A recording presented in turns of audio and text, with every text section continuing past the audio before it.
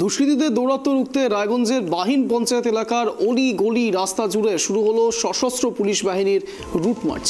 বাহিনের নাগর নদীর ওপারে বিহার আর এপারে রায়গঞ্জ। প্রায়ই এইসব এলাকায় দুষ্কর করে দ্রুত নদী পেরিয়ে বিহারের নিরাপদ এলাকায় পালিয়ে গা ঢাকা দেয় অপরাধীরা। এই অবস্থায় ভারতের প্রজাতন্ত্র দিবসে এলাকার আইন শৃঙ্খলা সুরক্ষিত রাখতে জেলা পুলিশ সুপারের নেতৃত্বে চলে রুট মার্চ।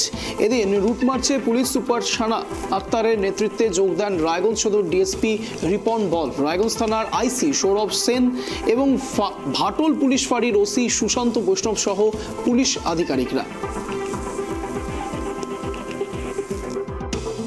আজকে এসপি স্যারের নেতৃত্বে একটা সমস্ত পুলিশ অফিসার রায়গঞ্জ পুলিশ ডিস্ট্রিক্টের ডিএসপি ট্রাফিক আছে, তারপরে হচ্ছে আইসি রায়গঞ্জ আছে, ওসি ট্রাফিক আছে, ওসি ভাটল, তিনি আর কি আমাদের নিয়ে সমস্ত এলাকাটা আজকে ঘুরে দেখলেন, এরিয়া ডমিনেশন করলেন। আজকে আমরা বাহিন এলাকার দিকে গেছিলাম, বাহিনটা পুরো আমরা কভার করে আমরা চাপদুয়ার হয়ে এখন মোটামুটি এই জায়গায় এসে পৌঁছেছি।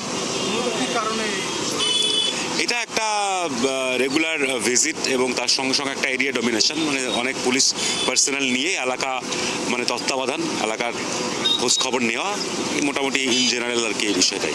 মানে আর একটা প্রশ্ন দেখা যাচ্ছে যে এই যে বিহার থেকে যে বাংলায় বিভিন্ন ক্রাইম করে যে বেরিয়ে যায়, এটা কি তার মধ্যে হচ্ছে?